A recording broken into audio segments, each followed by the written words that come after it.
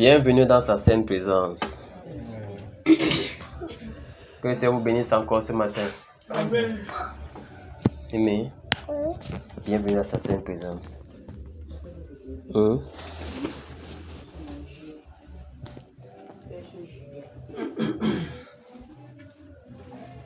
le Seigneur vous bénisse. Amen. Je crois que chacun a passé une bonne semaine. Par sa grâce. Ça n'a pas été facile, non? Pas du tout.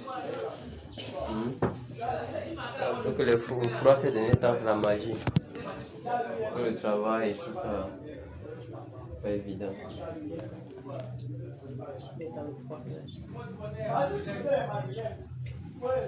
Amen.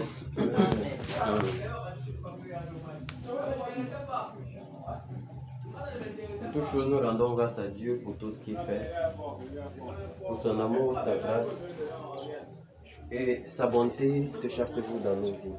Amen. Amen. Quand il fait trop chaud, on pleure. Non? Pendant le moment de chaleur, le ventilateur souffle. Hein? On a chaud la nuit, on jette le drap, n'est-ce pas? Maintenant, il fait aussi frais. On cherche le drap, non? Chaque chose a son temps, non?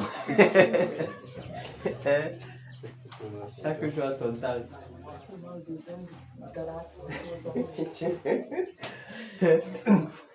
Tu vois là que tu adores, là, tu te couvres, tu t'enveloppes. Mince. Après, quand la chaleur va venir, on va mettre ça de côté. On va pas le ventilateur, non. On va cette dernière temps, le ventilateur ne tourne même pas, non. Que ça nous bénisse. Chaque chose a son temps. Amen.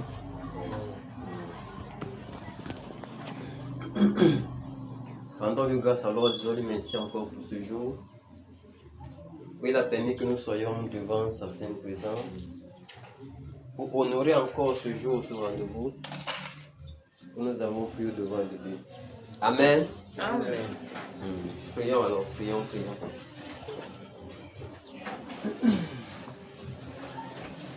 Disons-lui merci pour tout ce qu'il a fait depuis le début de la semaine et depuis toujours, parce que sa grâce est toujours avec nous. Quelles que soient les circonstances que nous traversons, sa grâce nous accompagne toujours. Nous ne voyons pas ce qu'il fait dans l'ombre, mais ses œuvres témoignent de tout ce qu'il fait dans nos vies. Amen. Amen. Prions, rendons-lui grâce pour tout ce qu'il fait dans nos vies. Prions au nom de Jésus.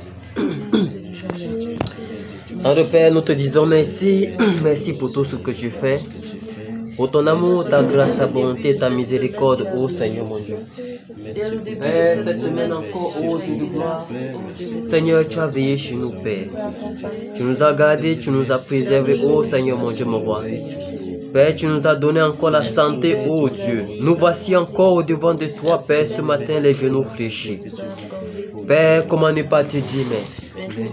Comment ne pas te dire merci, Seigneur? Comment ne pas te glorifier? Comment ne pas t'exalter, ô Dieu? Toi qui nous fortifies, Père. Toi qui veilles sur nous, Seigneur. Toi qui veilles sur nos âmes, ô Père. Toi qui conduis nos pas, Seigneur Jésus. Ô Dieu, comment ne pas te dire merci? Père, merci pour tes œuvres dans nos vies. Merci pour ta bonté. Merci pour ton amour immense, Père. Merci pour ta grâce. Merci pour nos familles, oh Dieu. Merci pour nos enfants sur qui tu veilles chaque jour. Merci, Seigneur mon Dieu, tu leur accordes la santé, Seigneur, au quotidien.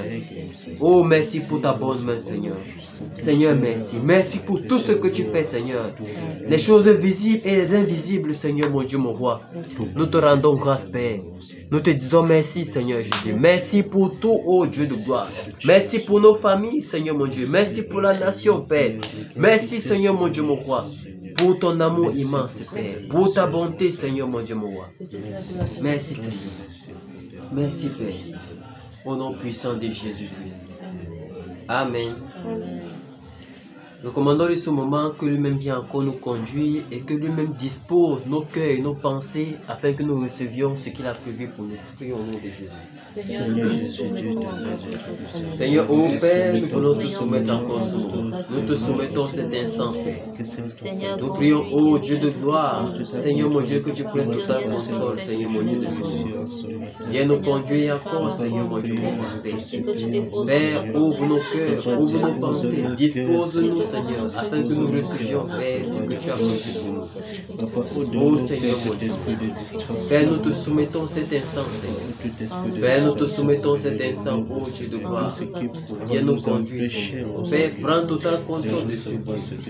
Prends total contrôle de ce lieu, Seigneur mon Dieu, mon roi. Oh Père, que toute distraction, Père, soit éloignée de ce lieu. Seigneur, que toute distraction, Seigneur mon Dieu, mon roi. Et que nous soyons disposés, Père, à écouter, à recevoir de toi, Père. Seigneur, merci. Prends total contrôle, Seigneur. Au nom de Jésus-Christ de Nazareth. Amen. Amen. Amen. Que le Seigneur bénisse. Amen. On chante quelques cantiques alors. On célèbre le Seigneur.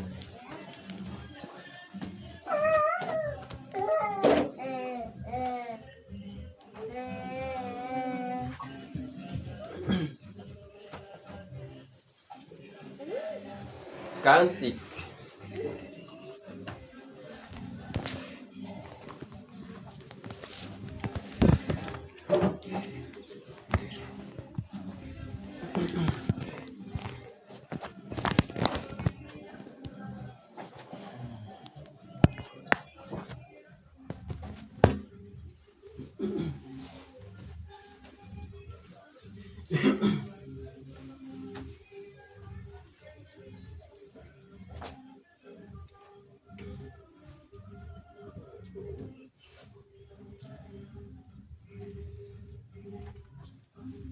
Cantique alors. 182.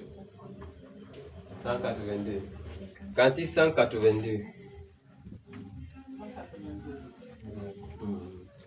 Ça.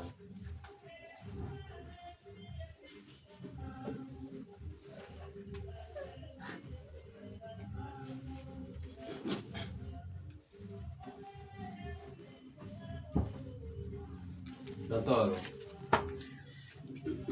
Enfin, Jésus a triomphé de tant de résistance et du jour il m'a libéré. Au revoir, sa puissance. Presse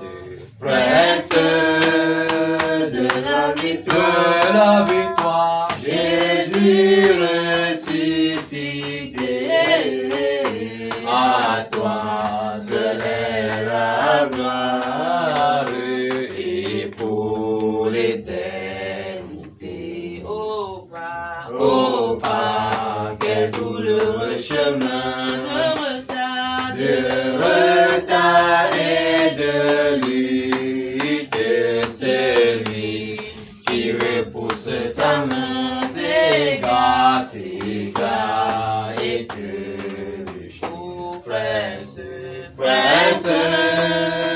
de la victoire, Jésus ressuscité. À toi seul est la gloire et pour l'éternité. Mon berger, dans son grand amour, m'a remis sur la voie, il m'a pardonné quel beau jour, et je chanterai avec joie. Prince de la victoire, Jésus ressuscité. À toi seul est la gloire et pour l'éternité. Mon seul désir, Dieu tout-puissant, pour mon âme ravie, soit dès maintenant, toujours, toujours à Christ uni, Prince, Prince de la victoire, Jésus ressuscité, à toi serait la gloire, et pour l'éternité, Prince, Prince de la victoire, Jésus ressuscité, à toi seul est la gloire, et pour l'éternité. Amen. Cantique. Cantique 54.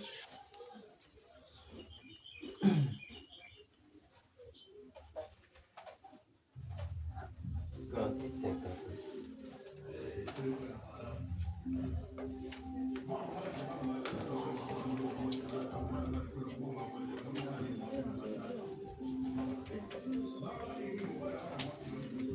Cantique 54.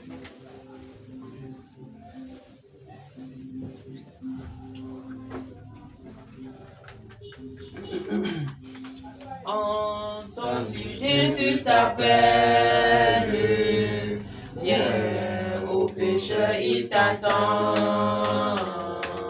À cette voix si fidèle, tu résistes trop souvent.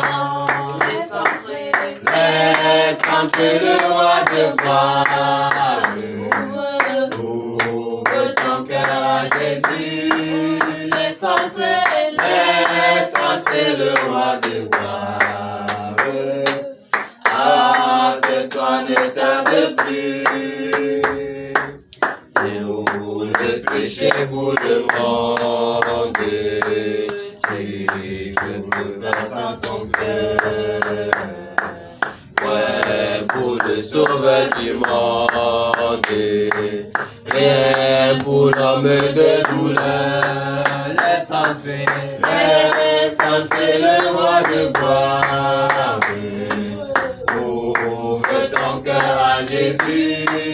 Laisse entrer le roi de gloire. Ah, que toi ne tarde plus. Jésus frappe, il frappe encore. Vois ton libérateur. Et pour toi luira l'aurore du véritable bonheur. Laisse entrer le roi de gloire. Ouvre ton cœur à Jésus. Laisse entrer le roi de gloire. Ah, que toi ne tarde plus. aujourd'hui, C'est jour de grâce. Ne compte pas sur demain. Pendant que ton sauveur passe, saisis sa puissante main. Laisse entrer le roi de gloire. Ouvre ton cœur à Jésus. Laisse entrer le roi de gloire. Ah, que toi ne tarde plus. laisse entrer. Le roi de gloire. Ouvre ton cœur à Jésus. Laisse entrer le roi de gloire. Ah, que toi ne tarde plus. Amen. Que Dieu vous bénisse. Amen. Pas les vidéos comme ça. La chaîne est comme ça là. Amen. Amen. Le froid.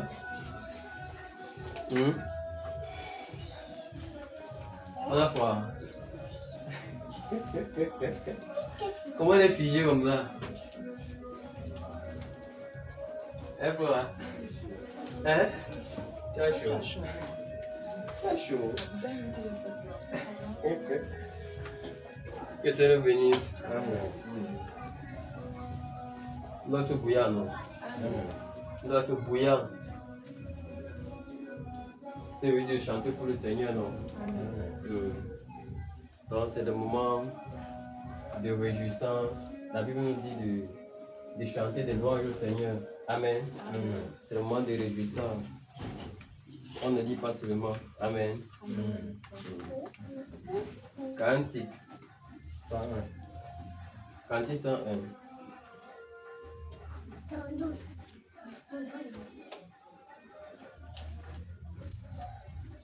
Cantique 101. Prenez ça.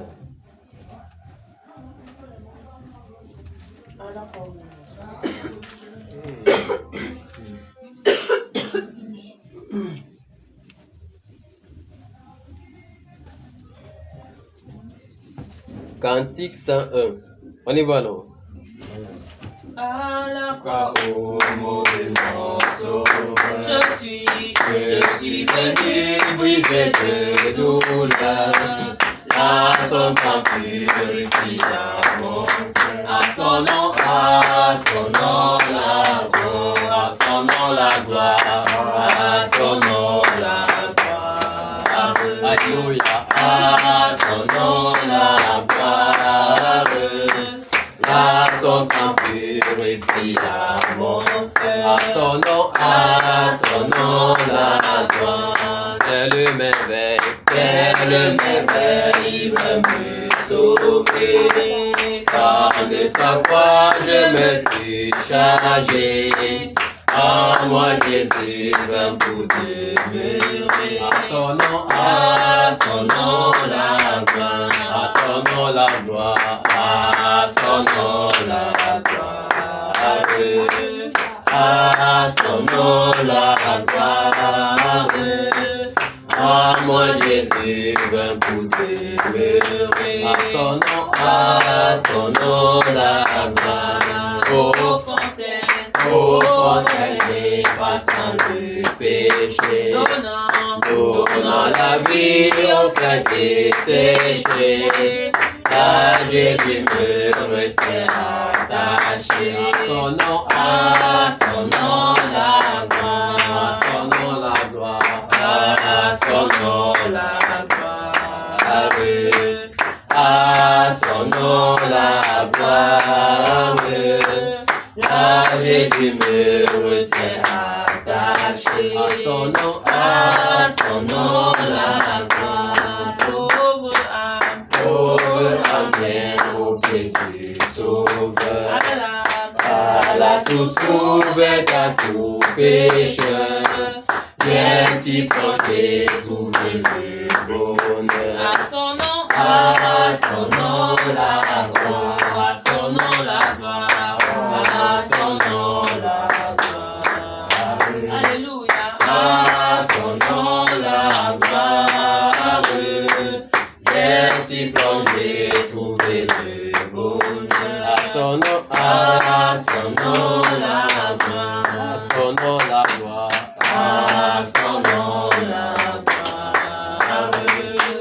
à son nom la gloire.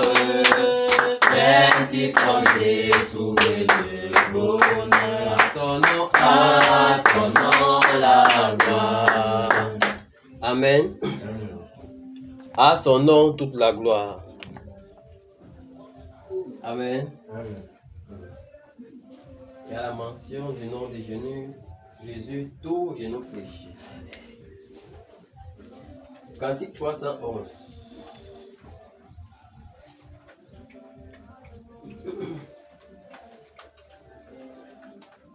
Cantique 311.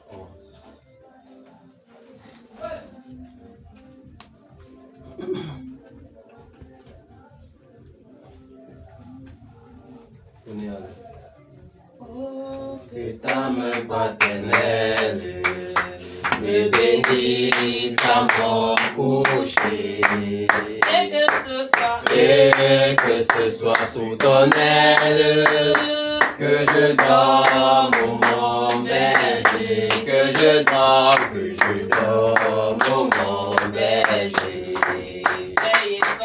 Veille effacer par ta grâce les péchés que j'ai commis. Et que ton esprit me fasse obéissant et soumis. Obéissant et soumis. Faire reposer sous ta garde mes amis et mes parents. Et que ton œil regarde de ton ciel petit et grand, de ton ciel petit et grand. Que ta faveur se déploie pour consoler l'affligé. Donne aux pauvres un peu de joie, aux malades de la santé, aux malades de la santé. Seigneur, j'ai fait ma prière, sous ton aile je m'endors. Heureux de savoir qu'un Père plein d'amour veille sur moi, plein d'amour veille sur moi. Amen. Que ta faveur se déploie pour consoler l'affligé. Donne aux pauvres un peu de joie, aux malades la santé. Nous savons que quelles que soient les circonstances que nous traversons, quelles que soient les choses par lesquelles nous passons, c'est le Seigneur qui nous fortifie, non? Parce que nous ne pouvons rien faire, nous ne pouvons pas changer de temps. Il y a des choses qui dépendent de nous et des choses qui dépendent du Seigneur. Nous voyons tous les malades qui sont couchés sur les lits d'hôpitaux. Ils désirent être guéris, non? Mais cela ne dépend pas d'eux.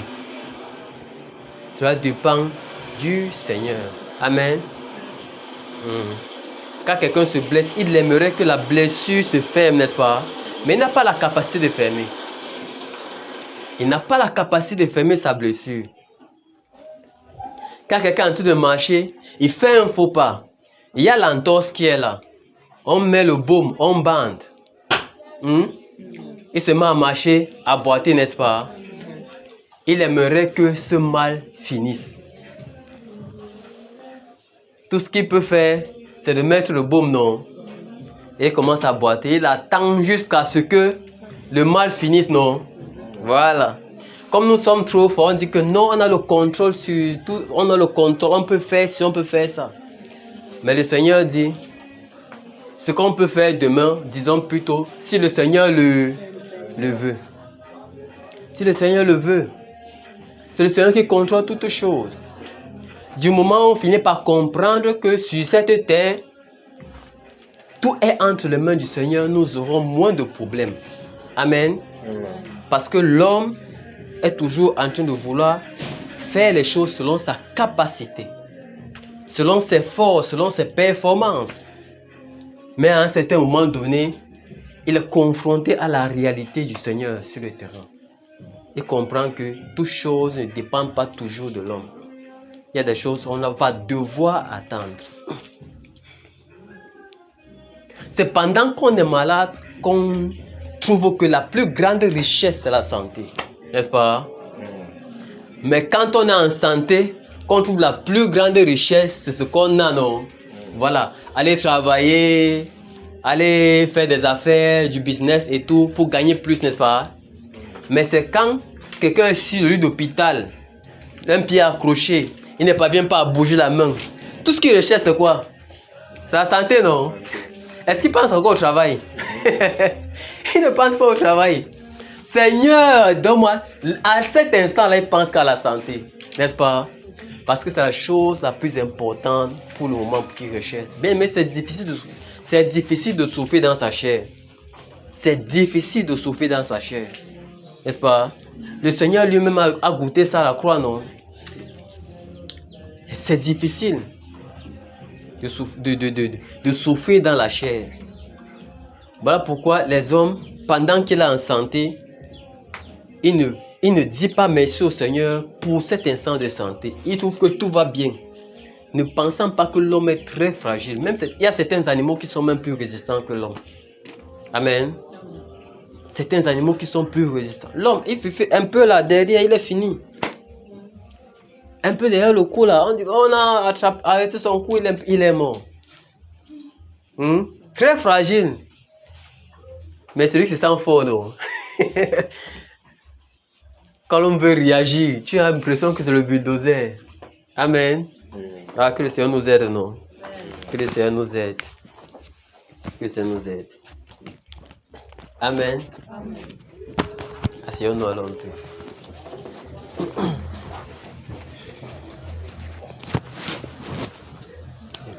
Ça va un peu.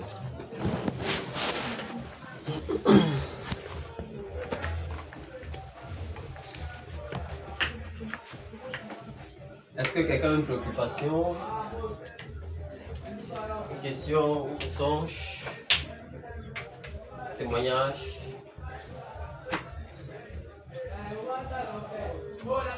Et les enfants?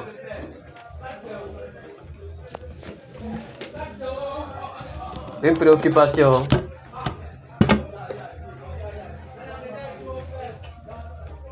Des questions? Quelqu'un a fait un songe qui voulait partager?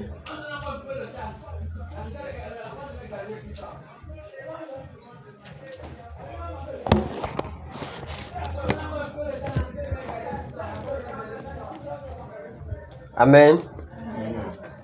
Prenons Ephésiens 2 alors. Prenons Ephésiens 2 là.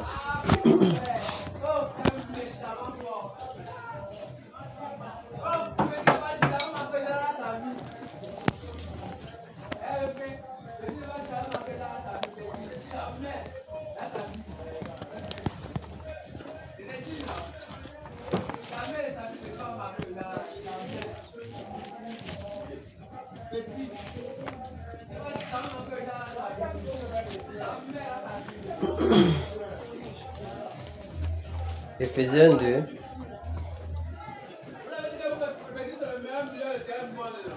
À partir du verset 19 jusqu'à Ephésiens 3, verset 13.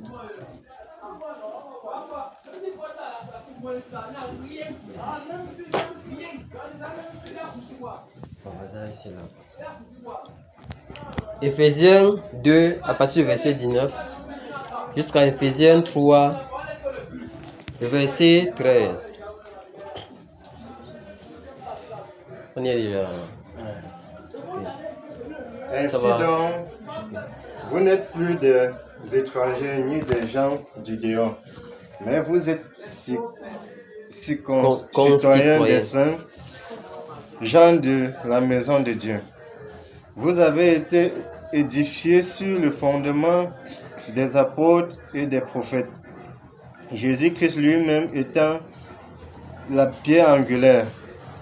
En lui, tout l'édifice, bien coordonné, s'élève pour être un temple saint dans le Seigneur. En lui, vous êtes aussi édifiés pour être une habitation de Dieu en esprit.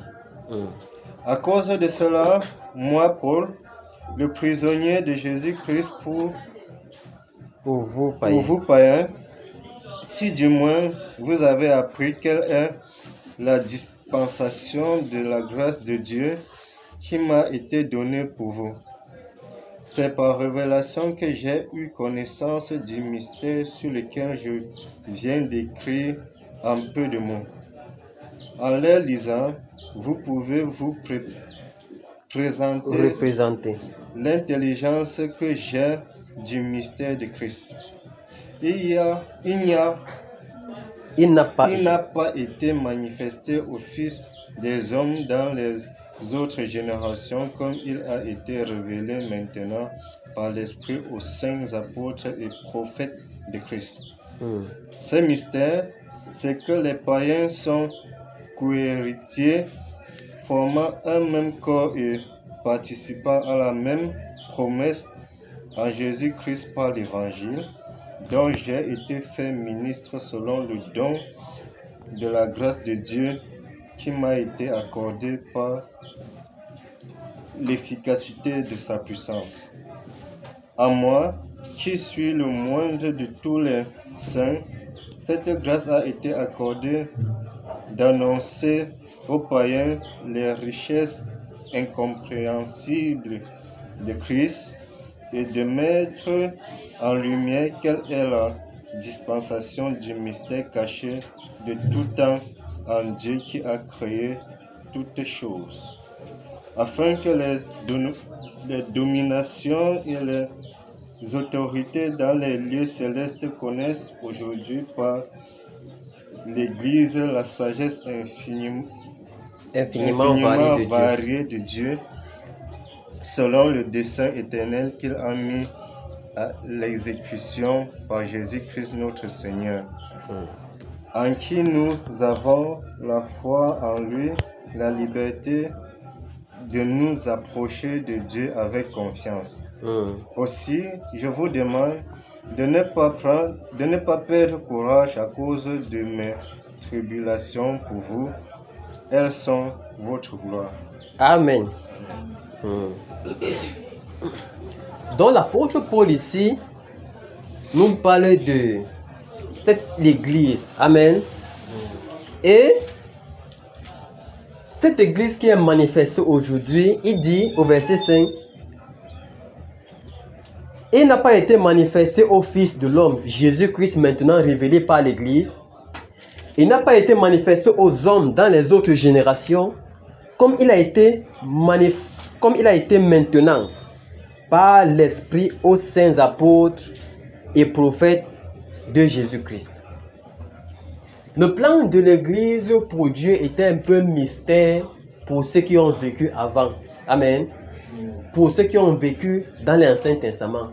Dieu ne leur a pas révélé cela. Maintenant, c'est dans l'Église maintenant que Dieu maintenant se révèle par ses saints apôtres. Avec que le projet de l'Église même était montré dans l'Ancien Testament par des images. Amen. Par des brefs, comment dirais-je, par des brefs messages que le Seigneur donnait concernant son Église à venir. Concernant cette merveilleuse Église qui viendra plus tard. Mais la parole dit que cela, il n'a pas été donné pour cela, mais pour nous qui sommes les dispensateurs de ces grâces, n'est-ce pas?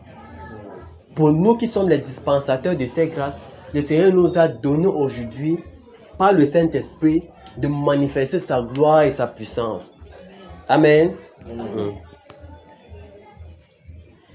Le verset 9. Et de mettre en lumière quelle est la dispensation du mystère caché de tout temps en Dieu qui a créé toutes choses, afin que les dominations et les autorités dans les lieux célestes connaissent aujourd'hui par l'Église la sagesse infiniment variée de Dieu.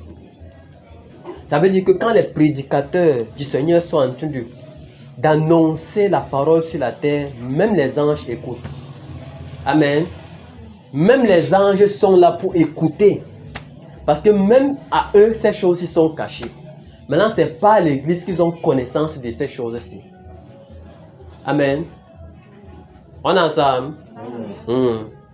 Donc, ce n'est pas l'Église que même les dominations, les autorités dans les lieux célestes connaissent aujourd'hui par l'Église la sagesse infiniment variée de Dieu, selon le dessein éternel. Nous savons, la première église, ça a commencé au jardin. Amen. La première église a commencé au jardin. Et nous voyons que la façon dont Satan s'est attaqué à la première église, il va revenir faire de même à la deuxième église. La Bible dit que Jésus est le second Adam, non? Amen. Dans la Bible, nous voyons quand Dieu crée Adam, Ève était née en lui, non? Amen. Mais Ève était un mystère pour Adam. Ça veut dire que Adam était déjà là, avec sa femme en lui. Mais sa femme était un mystère, n'est-ce pas? Il a fallu que Dieu endorme Adam pour que Ève puisse sortir, non? Pour que Ève puisse sortir, il va falloir que Dieu endorme Adam pour sortir sa femme. Maintenant, quand le diable va venir donc, il va s'attaquer à la femme. N'est-ce pas? Il va s'attaquer à la femme. Quand il va réussir d'attaquer la femme, le premier Adam va tomber, n'est-ce pas? Le premier Adam va tomber. Maintenant, quand arrive maintenant la révélation de l'Église, Jésus-Christ qui vient sur la terre porte déjà l'Église en lui.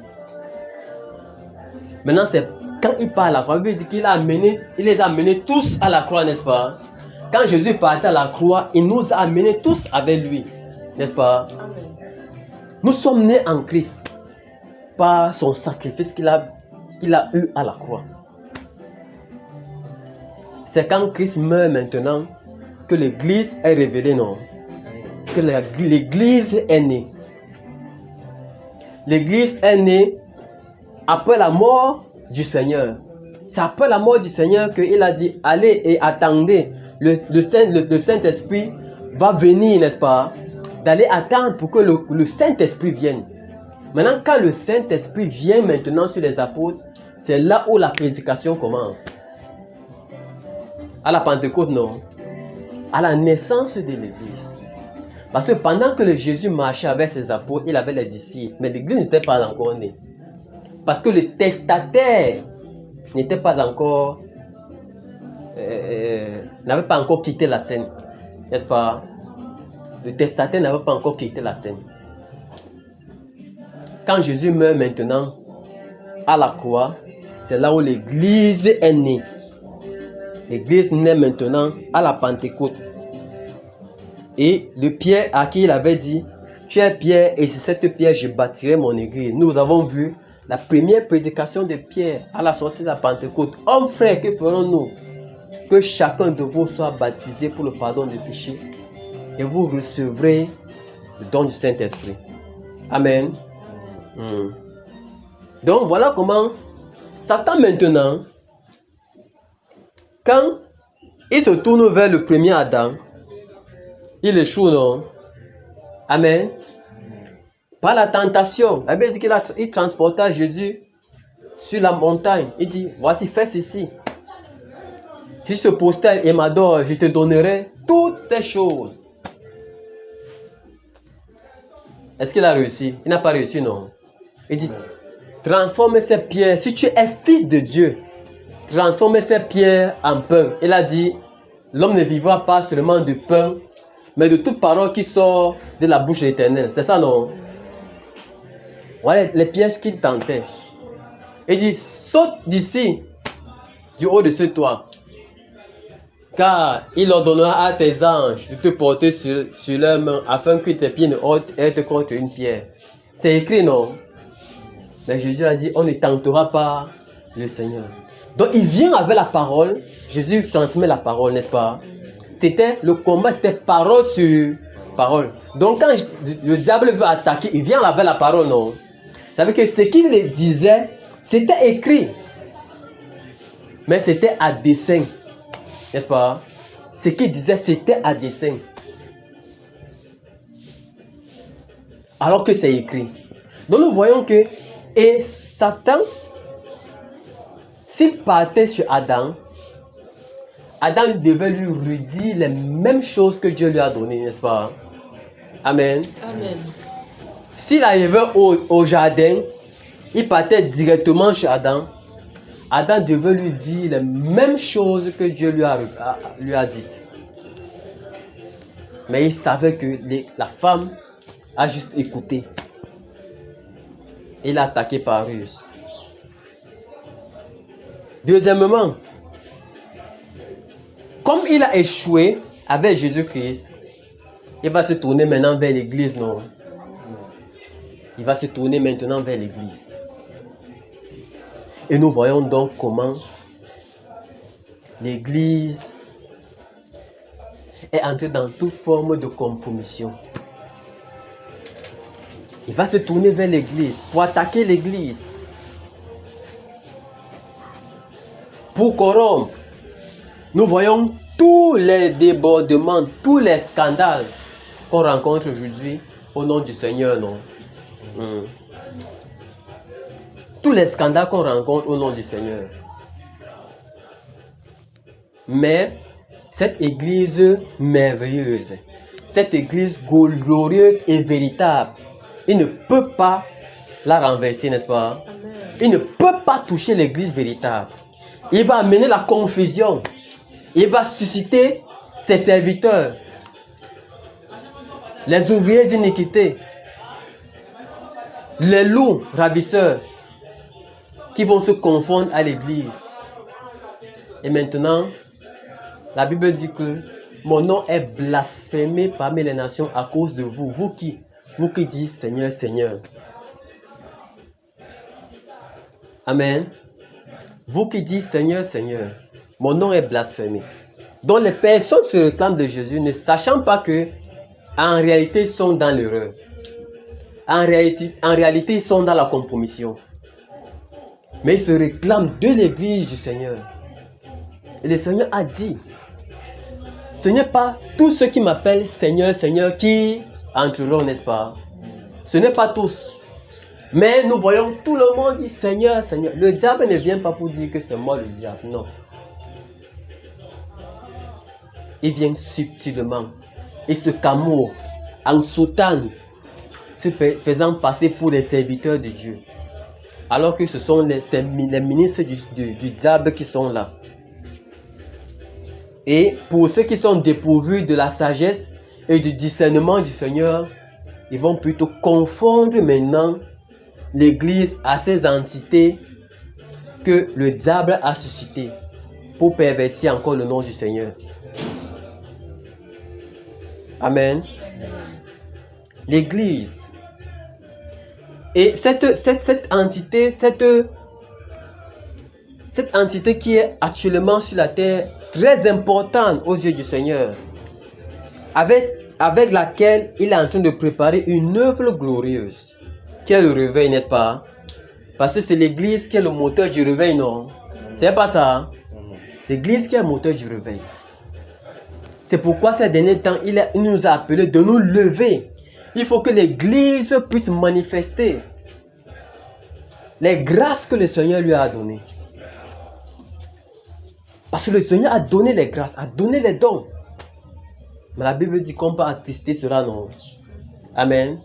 On peut attrister cela. Maintenant, il est temps de nous lever, de donner la première place au Seigneur, afin que cette grande puissance puisse se manifester sur la terre.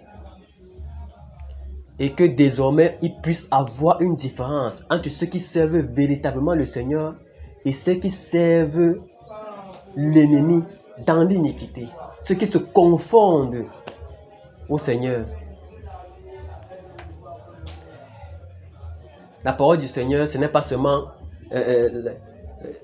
la prédication n'est pas seulement en parole, mais aussi en puissance, non? Amen. La prédication, ce n'est pas seulement en parole, mais avec puissance également. L'église.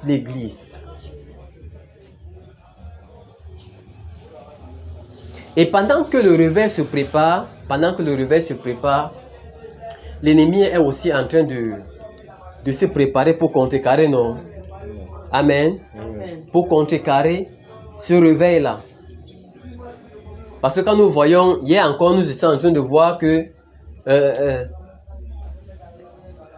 au Mali, je pense au Mali, déjà on construit tout un bâtiment, peut-être de 4 niveaux, pour regrouper tous les sorciers du pays. Et même d'ailleurs,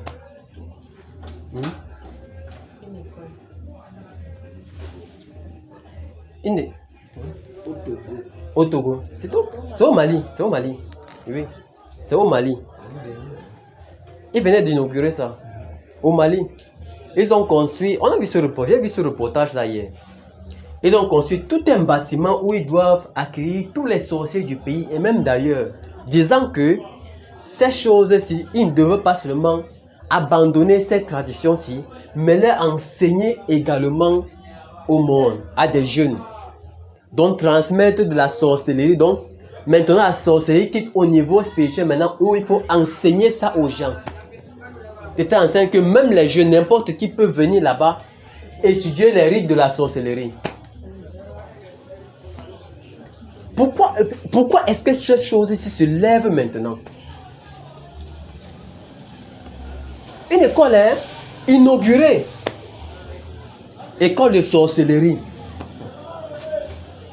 Ça dit que pendant que l'église est en train de se lever dans le réveil, l'autre côté obscur est en train de se manifester aussi, non? Les chrétiens sont là, ils dorment. Dormons bien. Hein? Les chrétiens sont là, ils dorment. Pendant que les sorciers ont déjà sorti une école. L'école de sorcellerie. C'est au Mali.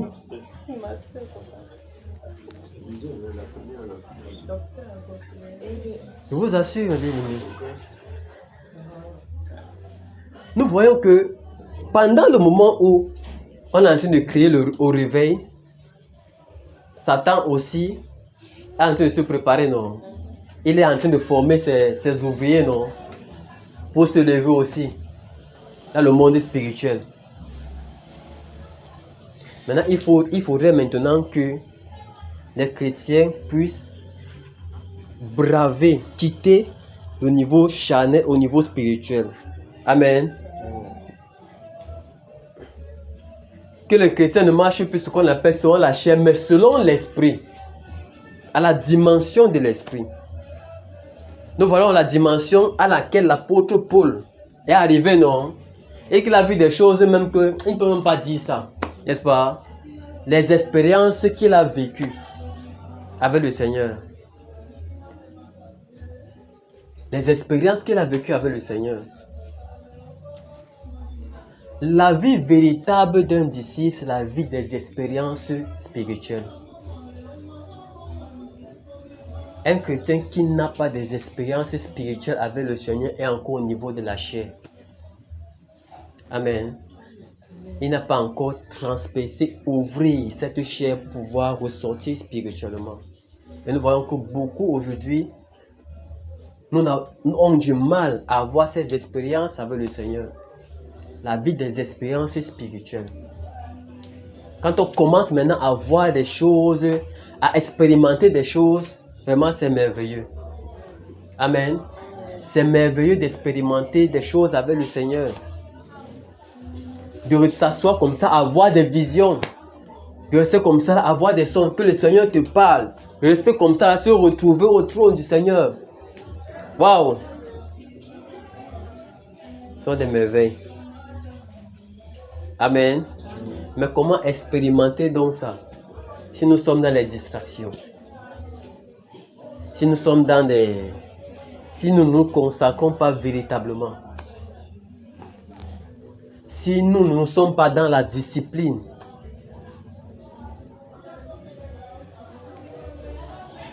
L'Église a une puissance sur la terre, bien aimé. L'Église a une œuvre sur la terre qu'elle doit accomplir. Et elle accomplira certainement. Amen. Elle accomplira certainement son œuvre.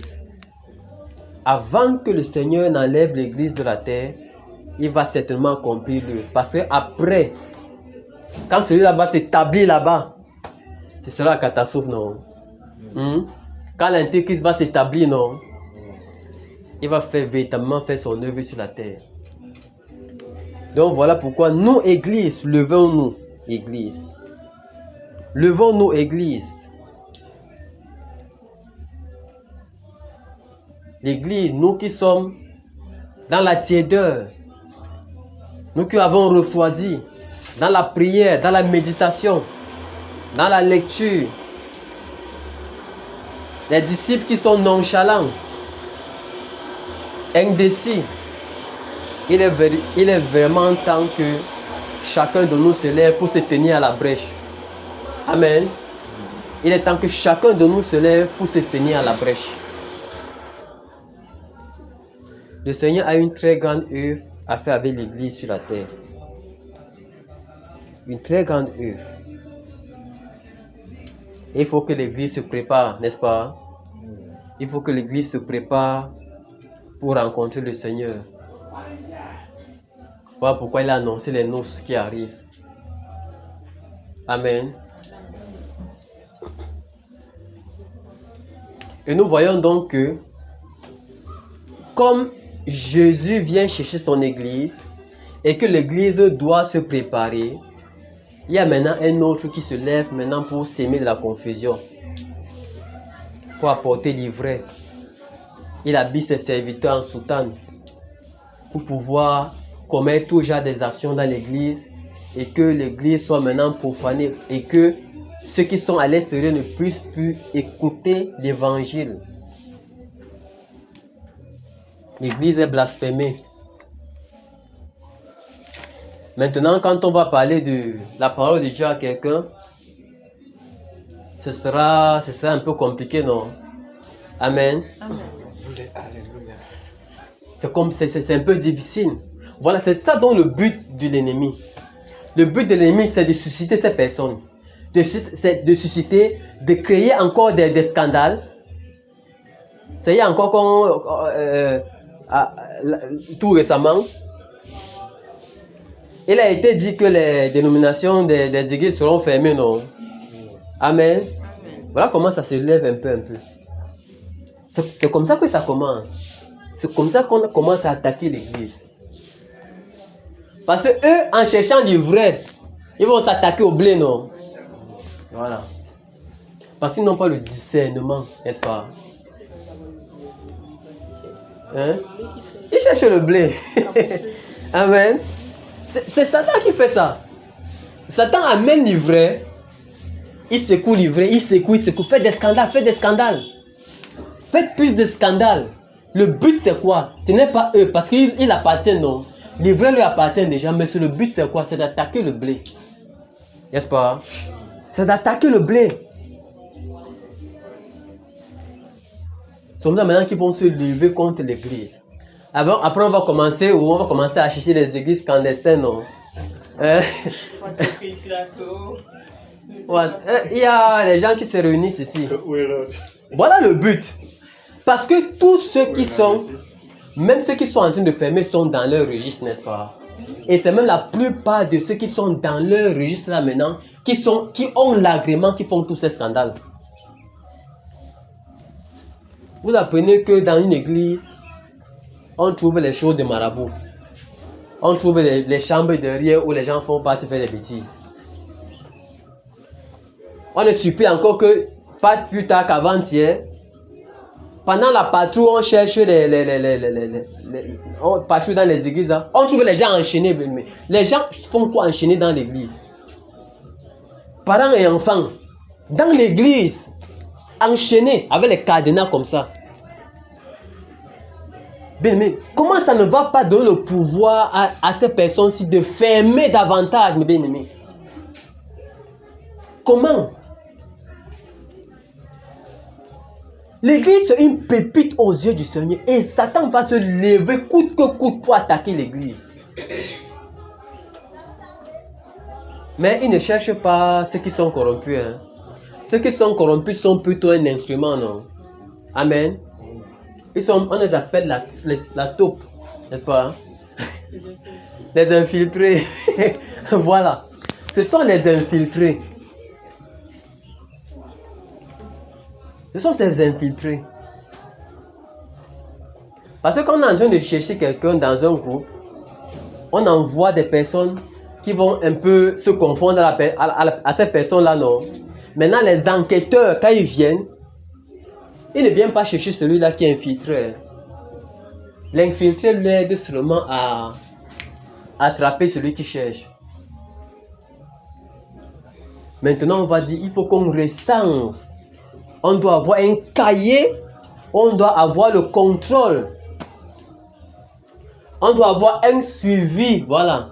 On doit les suivre, les encadrer pour qu'ils n'aient pas dans les débordements. Mais il y a un but derrière. Le but, c'est de traquer ceux-là qui ne sont pas dans le cahier des charges, non? Hein? Ceux-là qui fonctionnent de la manière que le Seigneur veut. Qui ne partent pas chercher l'agrément pour exister. Parce que l'église n'existe pas à travers un arrêté, non? Amen. À travers un agrément. Mais c'est parce que l'ennemi a suscité ces personnes-ci de construire leur endroit, d'avoir une autorisation, être sous couvert de quoi là, pour exister. Maintenant, c'est ceci qu'on va commencer à leur suivre maintenant. On va maintenant commencer à suivre, à chercher maintenant cela. Parce que l'église véritable du Seigneur, c'est dans les maisons, dans les familles, non? Amen. Parce que l'église est une famille. Maintenant, on va commencer à demander, qui vous a donné l'autorisation? Qui vous a donné l'autorisation? Mais ils ne vont pas s'en sortir, non? Amen. Ils ne vont pas s'en sortir. Quand ils vont attaquer l'ivraie là, le blé, quand ils vont attaquer maintenant le blé, c'est là où le Seigneur, ils vont comprendre quand le Seigneur dit on ne touche pas à mes oins, non? On ne touche pas à ce qui est saint. Ils peuvent fermer ceux-là, bien que certains aient de la compassion pour ceux-là qui font du scandale, mais que quand même, ils amènent des personnes à ne pas aller voler, n'est-ce pas? Ils prêchent des bonnes choses, non? Mais à l'intérieur, qu'est-ce qui se passe? Qu'est-ce qui se passe à l'intérieur? Donc voilà aujourd'hui comment l'Église est blasphémée dans les nations. Au point où quand des véritables serviteurs du Seigneur vont se lever pour donner l'évangile, pour partager la véritable parole du Seigneur, ce sera un peu difficile. Mais le Seigneur a dit, tous ceux qui sont à lui viendront, non? Amen. Ils écouteront sa voix. Ils écouteront ces voix-là et ils viendront. Satan va plutôt utiliser les autres pour pouvoir décourager. Mais il ne pourra pas. Amen. Il ne pourra pas. Lisons pas Apocalypse là. Apocalypse 12.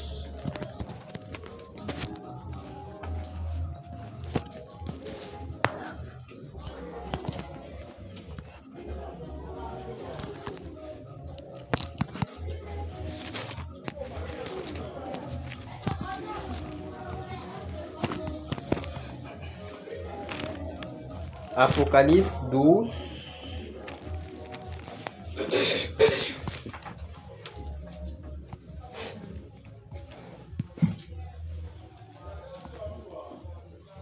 Verset 1 à 8. On y est. Apocalypse 12, verset 1 à 8. Un grand signe. Tout le monde y est. Un grand signe parut dans le ciel. Une femme enveloppée du soleil, la lune sous ses pieds et une couronne de 12 étoiles sur la tête. Elle était enceinte et elle criait, étant en travail dans les douleurs de l'enfantement. Un autre signe parut encore dans le ciel, et voici, c'était un grand dragon rouge, ayant 7 têtes et 10 cornes, et sur ses têtes 7 diadèmes. Sa queue entraînait le tiers des étoiles du ciel, et les jetait sur la terre. Le dragon se tint devant la femme qui allait enfanter, afin de dévorer son enfant lorsqu'elle aurait enfanté. Elle enfanta un fils qui doit paître les nations avec une verge de fer. Et son enfant fut enlevé vers Dieu et vers son trône. Et la femme s'enfuit dans le désert où elle avait un lieu préparé par Dieu afin qu'elle y fût nourrie pendant 1260 jours. Et il y eut guerre dans le ciel. Michel et les anges combattirent contre le dragon, et le dragon et ses anges combattirent. Mais ils ne furent pas plus forts.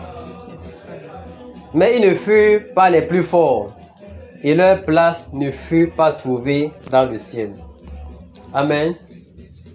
Nous voyons la vision que Jean a eue ici concernant la femme qui est Israël et les étoiles, qui signifie les 12 patriarches, non? Les 12 tribus d'Israël, n'est-ce pas? Et l'enfant maintenant qui est Jésus-Christ, que le dragon cherchait à récupérer, non? Parce qu'en Christ était l'Église. Maintenant, Satan, sachant que s'il atteint Christ, cette glorieuse révélation qui viendra après ne viendra pas, non? N'est-ce pas? Voir comment le dragon se met cherchant à voir cet enfant-là pour détruire cet enfant. Mais la Bible dit que cet enfant a été pris, non? Amen. Verset 6. Et la femme s'enfuit dans le désert où elle avait un lieu préparé par Dieu, et afin qu'elle fût nourrie pendant 1260 jours. Donc ça c'est une image que Dieu donne, une vision que Dieu donne à Jean, l'apôtre Jean. Pendant qu'il était là-bas sur l'île de Patmos, il a reçu la vision de l'Apocalypse. Amen. Verset 5 dit: elle enfanta un fils qui doit perdre toutes les nations avec une verge de fer. C'est Jésus, non? Amen. C'est Jésus qui doit perdre sa nation. Cet enfant-ci, c'est cet enfant que le diable cherchait. Il n'a non pas eu l'enfant, ni la femme, non. Amen. Mais la Bible dit qu'il entraîna le tiers des étoiles, non. Les étoiles, c'est les anges, n'est-ce pas? Amen. Amen. Les anges qui se sont corrompus sont devenus les démons, non? N'est-ce pas? Il a entraîné une partie sur la terre. Et il y a eu une guerre dans le ciel. Nous voyons que Satan a toujours combattu cette œuvre de l'église sur la terre, afin que l'église ne naisse pas, n'est-ce pas? Parce que la naissance de l'église avait quelque chose de très puissant. C'était une délivrance pour l'humanité. Voilà pourquoi il a d'abord voulu l'attaquer. Étant enfant, étant bébé. Les enfants sont morts parce qu'on cherchait un enfant. On cherchait l'enfant Jésus, non? On a massacré les enfants parce qu'on cherchait un seul. Parce que le diable savait que quelque chose arrive. Si cet enfant grandit, non. On dit qu'un roi est né. Comment toi, héros, toi tu es un roi, tu as peur d'un bébé. Un bébé, on dit qu'un bébé, tu veux tuer un bébé. Un bébé inoffensif, non? Vous pensez que c'était au niveau du raisonnement humain? Non. C'était pas au niveau du raisonnement humain, non. C'est spirituel. Satan a utilisé Hérode pour pouvoir éliminer l'enfant. Parce qu'il connaît cette glorieuse église qui devait naître. Il a tout fait pour l'attaquer, pour pouvoir tuer l'enfant. Il n'a pas pu, non. Il n'a pas pu.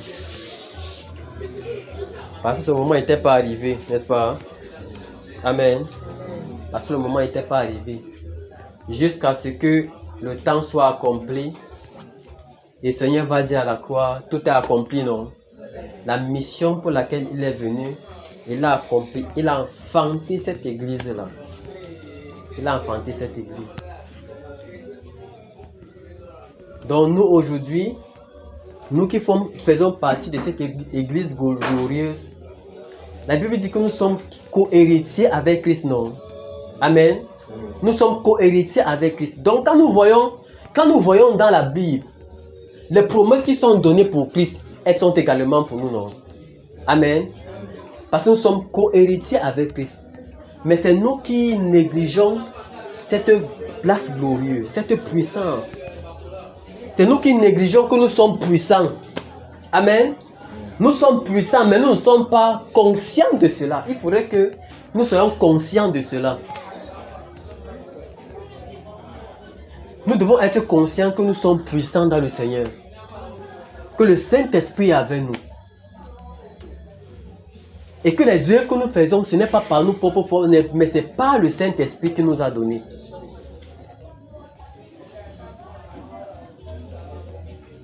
Nous devons avoir cette pensée-là en tête.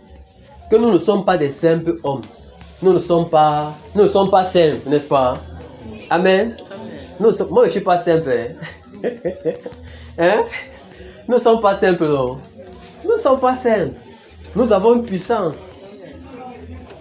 Nous avons la lumière qui est là. Il y a des dons qui sont là. Permettons au Saint-Esprit de se manifester, n'est-ce pas? Donnons la première place au Seigneur. Que ces dons se manifestent. Parce qu'on peut avoir le don, il est là, mais il n'agit pas. Mais du moment où on commence à se disposer, du moment où on commence à laisser la première place au Seigneur, du moment où on commence à se consacrer au Seigneur, du moment où on commence à entrer en intimité au Seigneur, c'est par nos faiblesses qu'il prend sa puissance à nous, n'est-ce pas? C'est quand nous sommes faibles maintenant qu'il se déploie à nous. Mais quand nous voulons faire des choses de nous-mêmes, il est inactif, n'est-ce pas? Amen. Il n'agit pas. Donc donnons-lui cette première place. L'église. Cette église glorieuse que le Seigneur a préparée pour ce temps de la fin et qui viendra chercher par sa puissante main, que lui-même va parfaire, disposer avant ce jour. L'ennemi va également se lever pour pouvoir la corrompre. Mais il ne pourra pas, non. Amen. Il ne pourra pas la corrompre. Que le Seigneur nous donne vraiment d'être attachés. Que le Seigneur nous donne de savoir que chacun, comme j'ai cru, comme je marche, le Saint-Esprit est avec moi. Il faudrait que je me dispose totalement pour qu'il puisse faire son œuvre, sa parfaite œuvre à moi. N'est-ce pas? Parce que nous négligeons souvent cette portée, cette puissance. On se néglige. Tu vas voir quelqu'un, même les chrétiens sont comme ça. Tu vas voir quelqu'un qui dit que moi je suis moi comme ça. Non, tu n'es pas comme ça, bien-aimé. Amen. Tu n'es pas comme ça. Tu dois savoir qui tu es. Imaginons quelqu'un, on dit, un enfant qui traîne au quartier, que c'est l'enfant de Fosso Victor. Il ne connaît pas. Il est aussi dans la boue comme ça, il marche et tout. Mais quand on vient, on lui dit, mon cher ami, tu es un héritier de Fosso Victor. Ah! Il change, non? Je suis héritier de quelqu'un d'important. Je suis héritier de quelqu'un d'important. Même sa nature change, même sa façon de faire change. Pourquoi? Parce qu'il y a les choses charnelles, les biens et tout, qui changent. Quand on dit à quelqu'un, il était au quartier, on dit, les tests d'analyse ont révélé que tu es l'enfant du président de la République. Vous blaguez. Hein? Tout ce qui va avec, n'est-ce pas? C'est parce que c'est visible, non?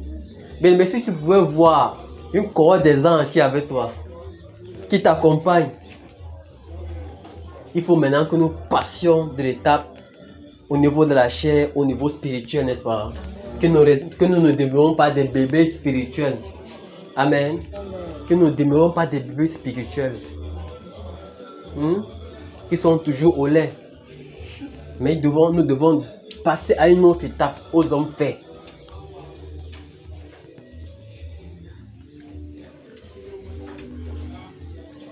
Et les sorciers, eux, utilisent beaucoup cette dimension, non?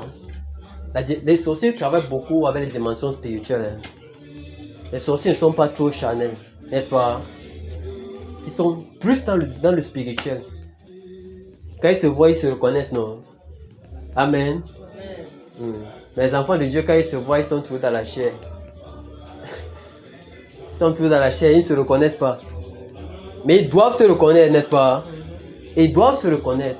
Il faut qu'on arrive à une dimension où tu marches comme ça là. Tu vois un disciple comme ça, tu vois une flamme de feu sur sa tête. Spirituellement. Dis que voilà. Voilà un frère. Vous rencontrez sans te demander même le nom. Tu vois, tu marches comme ça, tu vois la lumière en quelqu'un. Tu vois le Seigneur Jésus. Nous devons percer la dimension charnelle pour ressortir, n'est-ce pas? Amen. Mais ceci passe par un travail profond. On ne se lève pas, on mange, on dort. On se lève comme ça aussi, comme tout le monde. Et on dit qu'on va expérimenter cela. On ne peut pas, n'est-ce pas? On ne peut pas. Il faut un travail de consécration, un travail profond. Éviter tout genre de disputes, tout genre de débordements, des discussions vaines à l'école, au travail et tout. Toujours être concentré partout où nous sommes. La discipline. Pour davantage bâtir notre vie en Christ, n'est-ce pas? Amen. Nous voyons que si chacun de nous entre dans cette discipline-là, l'Église sera de plus en plus forte, non? Quand chacun va se lever pour se tenir à la brèche, la Bible dit que je cherche un homme pour se tenir à la brèche, n'est-ce pas? Qui se tient à la brèche pour intercéder. Pour crier au Seigneur. La plupart de ceux qui se tiennent à la brèche, ce n'est même pas ce qu'on voit, qu'on ne connaît même pas. Amen. Se tenir à la brèche. Aller quelque part dans un lieu secret, crier au Seigneur. Seigneur, ma vie spirituelle doit changer. Ma vie spirituelle doit changer. Je ne dois pas seulement me baser sur les connaissances livresques de la parole, n'est-ce pas? Mais cette parole doit devenir une vie en moi. On peut connaître les versets, non? Hein? Mais ne pas appliquer ces versets, n'est-ce pas? Amen. Amen. Bon, c'est mon fils, quand je demande souvent, Ephésiens 6, verset 1 dit quoi? Il me cite tout ça. Hein? Quand il donne un verset, il me cite ça. Merci, mais allons pratique. Hein? Il connaît le verset là à cœur. Tu lui demandes de rédiger ça, il va rédiger ce verset là sans faute. Tout le verset. Le premier et le deuxième.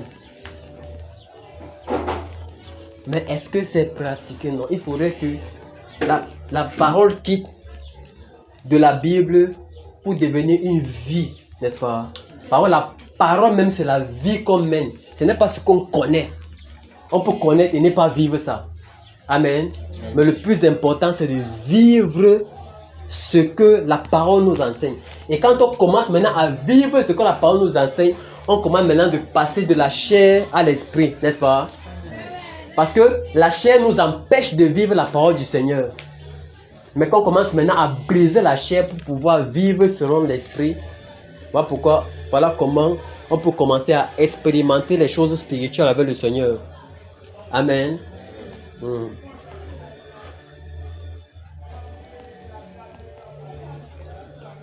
Il faudrait qu'un jour je me retrouve comme ça, en vision devant le Seigneur, devant le trône du Seigneur, à voir les anges, à voir dans le royaume de Dieu. C'est beau, non? Amen. Il faut que le Seigneur nous montre le ciel. Amen. Il faut que le Seigneur nous montre, nous sommes sur la terre. Si on commence à voir ce qui est là-bas en haut, bien aimé, on va désirer partir d'ici, non? Amen. On va désirer partir. Vous voyez les apôtres qui disent que il est mieux pour lui de quitter la terre. Vous pensez que c'est pourquoi? L'apôtre Paul dit que si c'est pour lui, non, il partait, mais à cause de vous, il va rester. Pour que nous, pour que les disciples qui sont sur la terre soient davantage bâtis, non? Parce qu'ils savaient ce qui est là-bas. Ils savaient que sur la terre, c'est la souffrance. C'est la souffrance. L'apôtre Paul savait déjà ce qui est là-bas en haut. Voilà pourquoi, pour lui, sa vie dit que la vie, il trouve un peu comme de la boue. Quelqu'un est sur la terre, il trouve la vie comme de la boue. Pendant que certains s'accrochent, il ne veut pas mourir. Non, il ne veut pas mourir. Le moment vient, tu vas partir. Sans ça, même ton accord. Le moment vient, on va partir, on va quitter la terre. Personne n'est éternel sur la terre, non. Comment ne pas donc se préparer quand tu sais que tu vas aller quelque part, tu vas mourir? Comment ne pas se préparer? Que l'église se réveille, non? Amen. Que l'église se réveille davantage. Que l'église se réveille. Que le Seigneur nous bénisse. Que le Seigneur nous bénisse.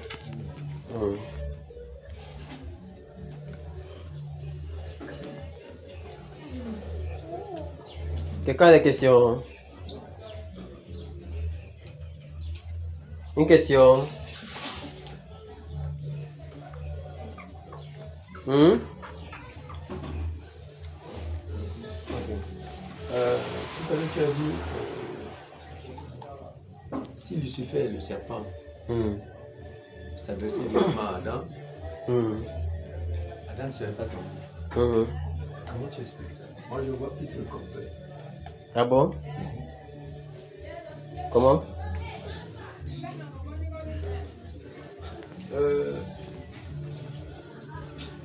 En fait, tout semble mettre le poids sur la femme dans la vie. Et cet Adam lui-même là, il ose, sous-entendu, défier le Seigneur. C'est la femme que tu m'as donnée. Ça veut dire que si tu ne m'avais pas foutu une créature pareille, moi je serais resté tranquille. Mais c'est faux.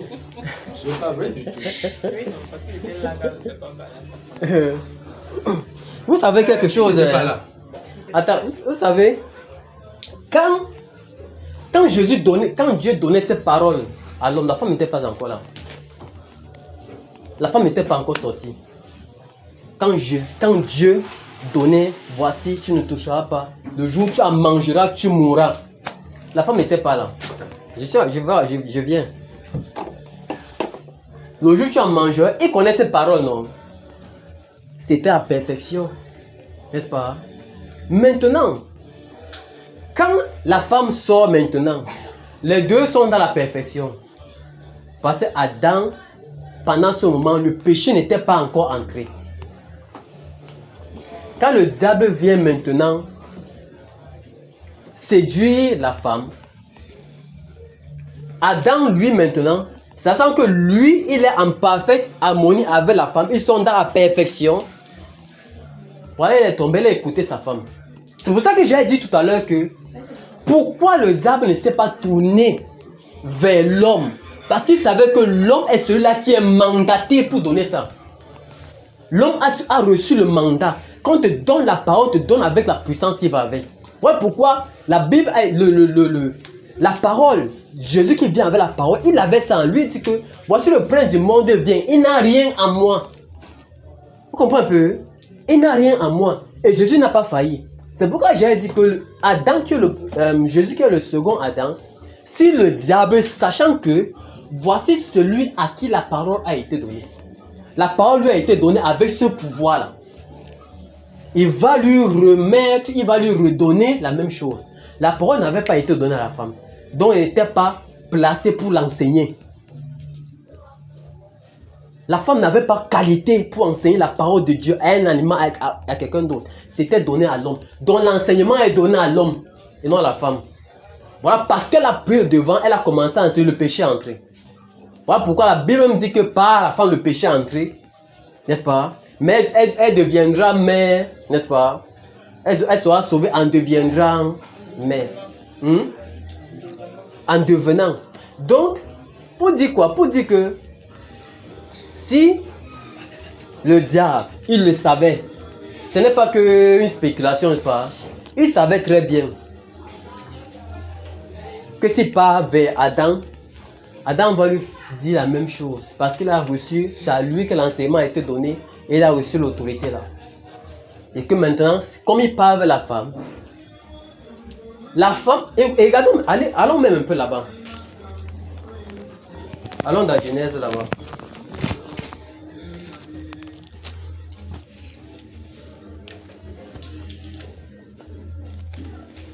Allons dans Genèse.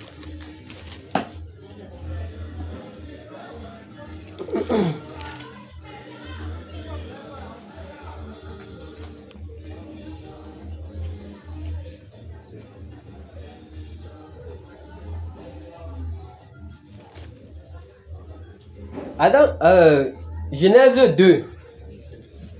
3. Genèse 2 d'abord. Versets 16 et 17. Nous y sommes. Genèse 2, le verset 16 et 17. L'Éternel donna cet ordre à l'homme. Tu pourras manger de tous les arbres du jardin, mais tu ne mangeras pas de l'arbre de la connaissance du bien et du mal, car le jour où tu en mangeras, tu mourras. Voilà ce que Dieu a donné à l'homme, n'est-ce pas?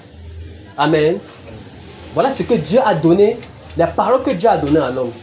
Allons maintenant au verset 3, au chapitre 3. Chapitre 3, le verset 2. 2 et 3. La femme répondit au serpent: nous mangeons du fruit des arbres du jardin. Mais quant au fruit de l'arbre qui est au milieu du jardin, Dieu a dit, 2 points. Vous ne mangerez point et vous n'y toucherez point, de peur que vous ne mouriez. Et ça, c'est ce que Dieu a dit. C'est pas ce que Dieu a dit, non, mon frère. Elle met 2 points, elle donne la parole que Dieu a dit. Elle a reçu la. C'est pour ça que c'est très important quand on écoute, il faut faire très attention quand on transmet ce qu'on a écouté. Voilà comment elle donne une parole qui est semblable à ce que la parole de Dieu a dit, mais ce n'est pas ce que Dieu a dit. Elle a écouté de son mari, parce que quand Dieu donnait ça, son mari n'était pas là.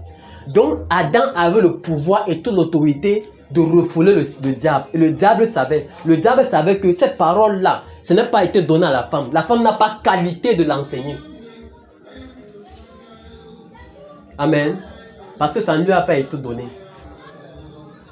Imaginons quelqu'un qui part faire la formation par exemple, un professeur de philosophie, n'est-ce pas?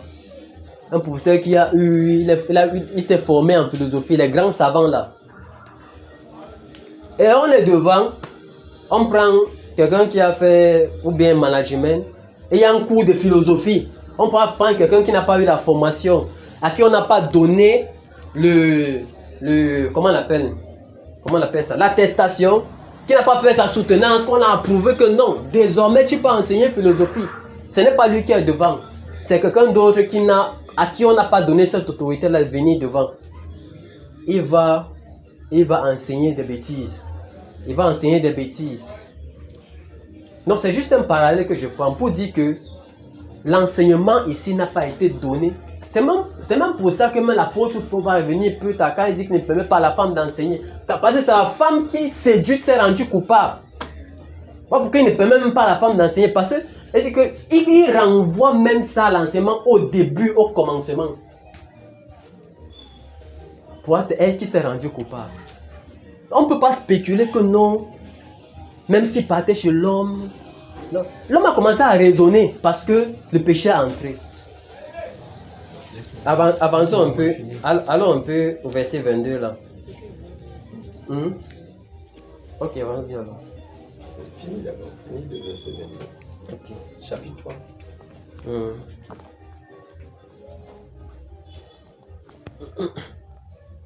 L'Éternel dit à Dieu: voici, l'homme est devenu comme l'un de nous, pour la connaissance du bien et du mal. Empêchons-le maintenant d'avancer sa main, de prendre l'arbre de vie, d'en manger et de vivre éternellement. Voilà ce que Dieu dit, que voici l'homme est devenu comme l'un de nous, pour la connaissance du bien et du mal. Le verset 5 du chapitre 3 nous dit que: mais Dieu sait, le jour où vous en mangerez, vos yeux s'ouvriront et vous serez comme des dieux pour la connaissance du bien et du mal. Satan lui a dit ça là-bas. Dieu sait que le jour où vous allez manger, vos yeux s'ouvriront. N'est-ce pas? Parce que s'ils font ça, parce que Satan connaît le plan de Dieu par rapport à ça. Donc vas-y, je te dis. Oui, bon, enfin, connaître le bien et le mal, ce n'est pas mauvais, mais à condition d'arriver au stade de l'Éternel lui-même. Parce que avant que Lucifer n'apporte le mal, n'invente le mal, ou bien choisisse le mal, aucun ange ne connaissait le mal. Tout était bien. Bon, et connaître le bien et le mal ne nous a pas avancé beaucoup. Je reviens seulement sur Adam, sur monsieur là. Comme tu dis, oui, quand l'Éternel crée Adam, il lui dit tout. Enfin, presque tout. Lorsque Ève vient, puisque Ève est l'aide d'Adam, il faut que Ève aussi sache tout.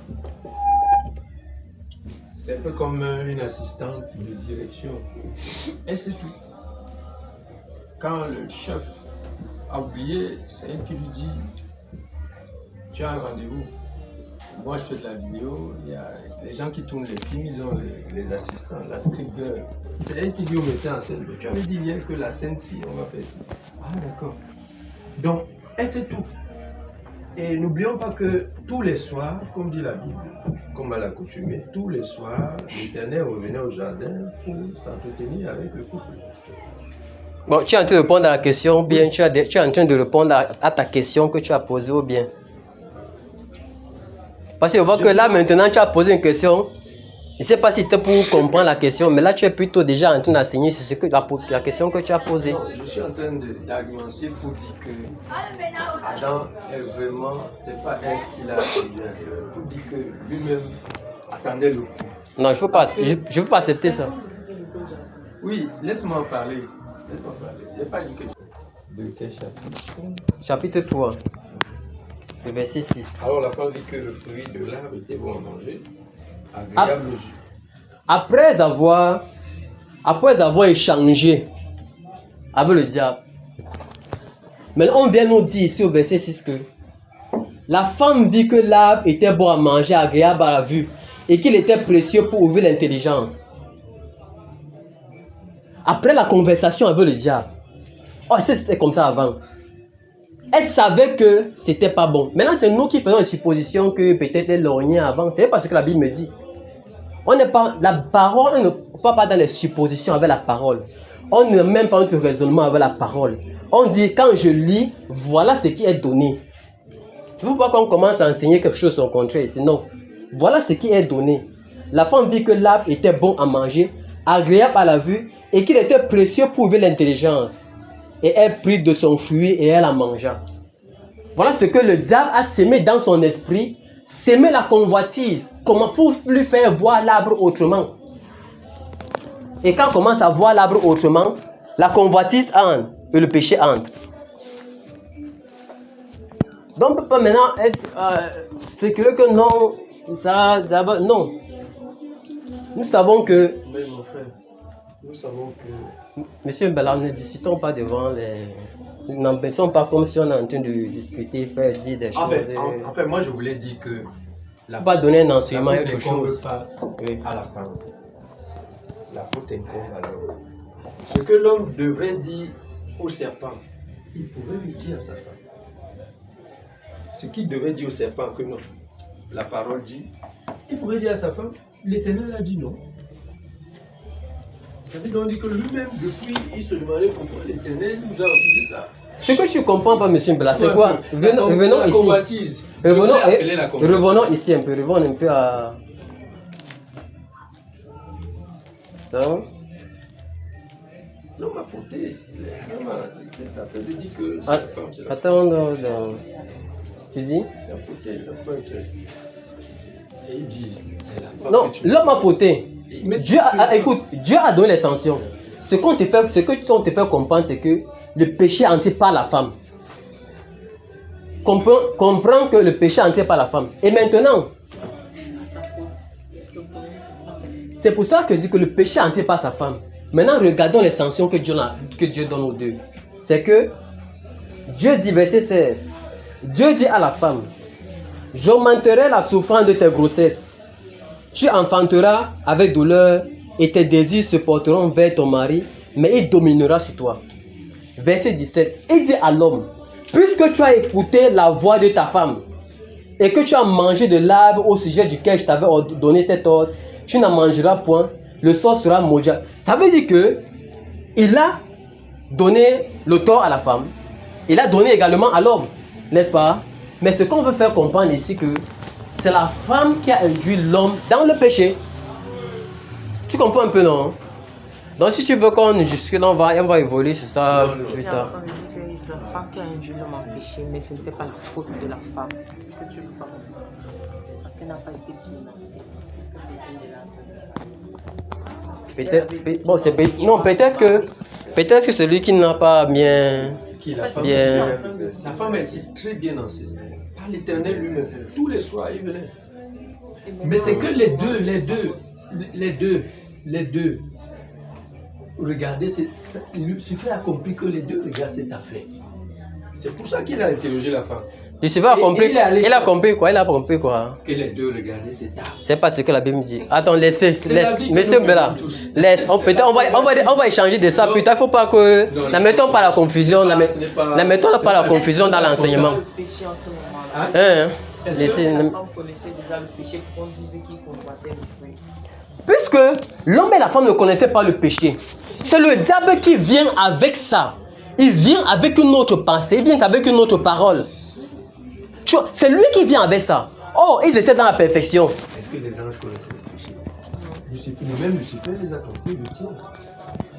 Mais il a fallu que quand... S'il vous plaît, non, tu es pas dans les discussions qui vont amener encore la confusion dans ce qu'on est en train de dire. Ne perdons pas de vue. On est dans l'église. C'est vous qui nous amenez encore. Que le Seigneur vous bénisse. Tu as posé une question et tu es en train d'enseigner. Et ça va nous quitter du cadre dans le chose de laquelle on est en train d'enseigner. Si tu as quelque chose de contraire à me dire, on doit le faire en aval, pour me dire, voilà ce que tu as enseigné tout à l'heure, on se singe, on ne parle. S'il y a autre chose à corriger, je viendrai ici devant l'assemblée et je disais que voici. On peut pas être en train d'enseigner. L'enseignement que tu as donné est bon.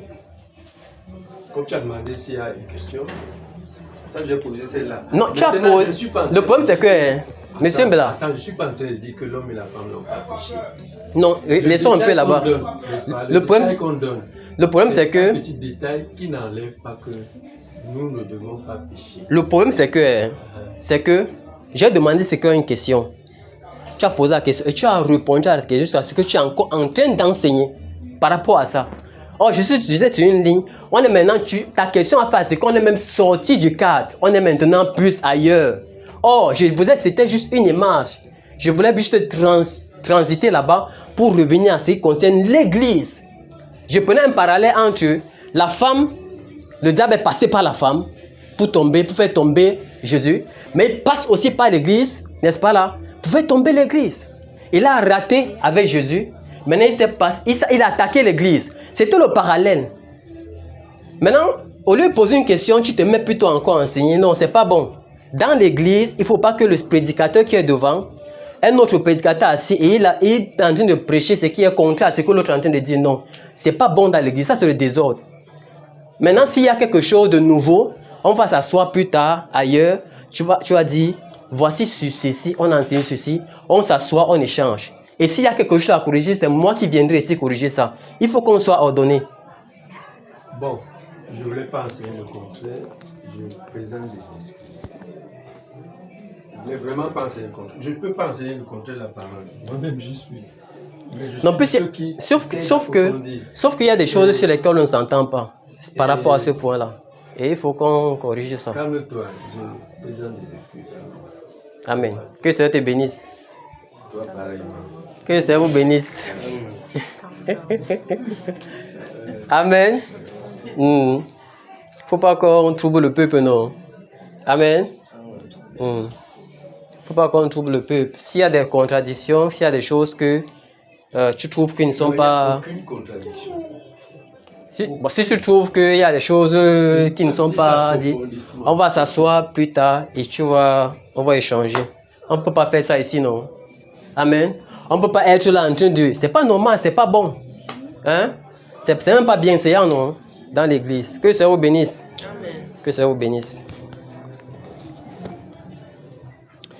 Nous te disons merci, Seigneur. Merci, mon Dieu. Nous te disons merci, Seigneur. Merci, mon Dieu. Pour ton amour, nous te disons merci. Merci, mon Dieu. Nous te disons merci, Seigneur. Merci, mon Dieu. Pour la santé, nous te disons merci. Merci, mon Dieu. Nous te disons merci, Seigneur. Merci, mon Dieu. Pour ta présence, nous te disons merci. Merci, mon Dieu. Nous te disons merci, Seigneur. Merci, mon Dieu. Pour ton amour, nous te disons merci. Merci, mon Dieu. Nous te disons merci, Seigneur. Merci, mon Dieu. Pour la santé, nous te disons merci. Merci, mon Dieu. Nous te disons merci, Seigneur. Merci, mon Dieu. Pour ta présence, nous te disons merci. Merci, mon Dieu. Nous te disons merci, Seigneur. Merci, mon Dieu. Nous te disons merci, Seigneur Jésus. Merci, mon Dieu. Nous te disons merci, Seigneur. Merci, mon Dieu. Amen. Disons merci encore pour ce matin. Pour ce qu'il a mis dans nos bouches pour nous partager ce matin, disons merci.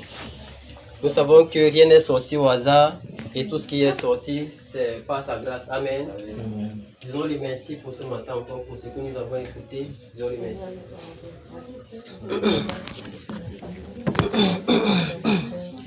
Dans le Père, nous te disons merci. Merci Seigneur Jésus-Christ, ô Dieu de gloire, pour ce matin. Merci Seigneur, mon Dieu, mon roi, pour ton amour, ta grâce, ta fidélité, ta bonté. Seigneur, ô Père, nous savons, Seigneur, mon Dieu, mon roi, Père, ce que tu as prévu pour nous. Père, Seigneur, mon Dieu, mon roi, les projets de paix et non de malheur, Seigneur, mon Dieu. Oh Seigneur, merci. Merci pour ce matin encore. Tu nous as disposé ce matin. Père, tu as disposé chacun de nous, nos cœurs et nos pensées, Père. Seigneur, mon Dieu, mon roi, tu nous as fortifiés. Merci, Seigneur, mon Dieu, pour les interventions. Merci, Seigneur, mon Dieu, parce que tu nous as permis, Seigneur, Seigneur, mon Dieu, de comprendre encore beaucoup de choses. Nous te sommes infiniment reconnaissants, Père. Béni soit ton Saint-Nom, Père. Merci, Seigneur, mon Dieu. À toi soit la gloire, Seigneur. Au nom de Jésus-Christ de Nazareth. Amen. Prions le Seigneur également qui nous donne des tenir fermes, qui nous donne d'entrer plus dans la consécration avec lui, afin que nous puissions passer du disciple au lait au disciple de la nourriture solide, afin que nous puissions passer de l'étape charnelle à l'étape spirituelle, afin que nous ayons des expériences spirituelles avec le Seigneur. Prions au nom de Jésus. Oh Seigneur mon Dieu mon roi, nous prions Seigneur mon Dieu mon roi. Père, que tu nous donnes d'être davantage consacrés. Père, ô Dieu de gloire, que tu nous donnes Seigneur mon Dieu mon roi. Père, d'être davantage discipliné, Père. D'être consacré à toi Seigneur mon Dieu mon roi. Père, que nous soyons disposés, Père, Seigneur mon Dieu mon roi, à ton service, Seigneur mon Dieu mon roi. Père, de nous consacrer davantage, Père. Père, donne-nous de nous consacrer davantage, Père, afin de quitter, Seigneur mon Dieu mon roi, la dimension charnelle, Seigneur, à la dimension spirituelle, Seigneur mon Dieu mon roi. De marcher selon l'esprit, ô Père, et de ne pas vivre selon la chair, Seigneur. Père, par ta grâce, Père, nous prions, ô Dieu de gloire, que tu nous donnes de passer, Seigneur, à cette dimension, Père. Que tu nous donnes de passer à cette dimension. Que tu nous donnes de passer à cette dimension. Ô Père, de vivre selon l'esprit et non la chair, Seigneur mon Dieu, mon roi. Père, donne-nous, Seigneur mon Dieu, que le zèle, Père, que cette flamme, Seigneur mon Dieu, rayonne encore au fond de nous. Que la flamme de ta parole brûle encore au fond de nous, Seigneur mon Dieu, mon roi. Afin, ô Dieu de gloire, de te suivre, Seigneur mon Dieu, mon roi, et de t'obéir sans entrave, Père. Ô Seigneur Jésus-Christ, merci Seigneur mon Dieu, merci Père, au nom de Jésus-Christ de Nazareth. Amen. Prions pour l'Église, que le Seigneur fortifie davantage l'Église, afin que l'Église se démarre, afin qu'elle ne soit plus dans la compromission, et que le Saint-Esprit puisse se manifester puissamment dans l'Église, pour qu'il y ait une différence entre ceux qui servent vraiment le Seigneur et ceux qui sont dans l'iniquité. Prions au nom de Jésus. Ô Seigneur mon Dieu mon roi, Père Seigneur mon Dieu mon roi, Père nous prions Seigneur mon Dieu mon roi pour l'Église. Père nous prions, ô Seigneur mon Dieu mon roi, que tu couvres l'Église. Ô Seigneur mon Dieu mon roi, Père Seigneur mon Dieu mon roi, fortifie ton Église Seigneur, manifeste-toi dans ton Église Père. Ô Dieu de gloire Père, nous prions que tu donnes à ton Église de se lever davantage Père, ô Dieu de gloire. De se lever, fortifie tes serviteurs, fortifie ton peuple, Père. Que ton peuple se lève, Seigneur mon Dieu, mon roi. Et que tu remplisses de l'Église, Seigneur mon Dieu, mon roi, des dons, Seigneur, du Saint-Esprit. Oh Père, que ces dons soient manifestes dans nos vies. Que ces dons soient manifestes dans nos vies. Que ces dons soient manifestes dans nos vies. Oh Seigneur Jésus-Christ. Père, oh Seigneur mon Dieu, mon roi. Père, que tes dons soient manifestes dans nos vies, Père. Oh Seigneur Jésus-Christ.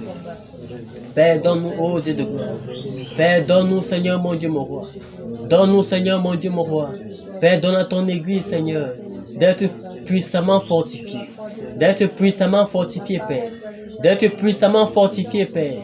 Oh Dieu, d'être puissamment fortifié, Père. Au nom puissant de Jésus.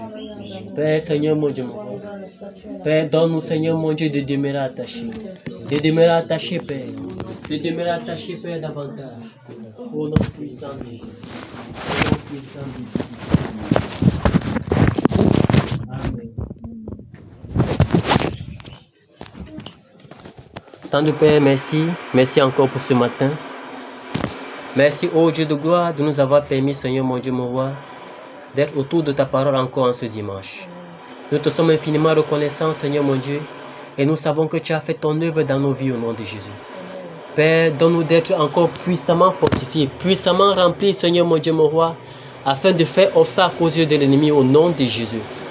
Père, chacun de nous ici, je recommande chacun de nous à toi. Je prie, Seigneur mon Dieu, mon roi, que nos cœurs soient davantage ouverts. Seigneur mon Dieu, que nos pensées soient davantage nettoyées, Père, afin que tu puisses faire ta demeure totale dans nos pensées, dans nos cœurs, au nom de Jésus. Oh Seigneur, merci. Merci pour ton œuvre. Merci pour ta bonne main sur chacun de nous. Merci pour tes grâces que tu ne cesses de déverser dans nos vies, oh Dieu.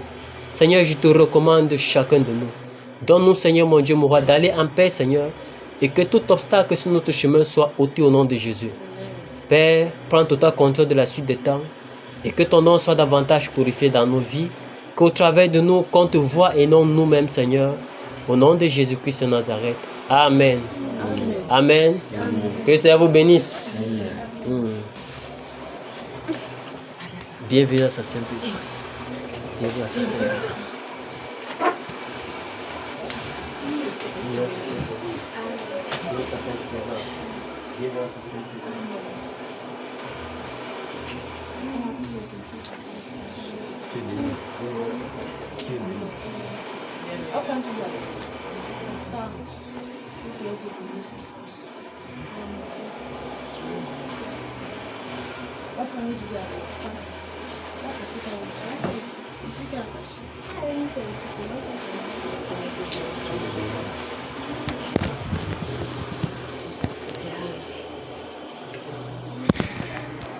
Let's play recording.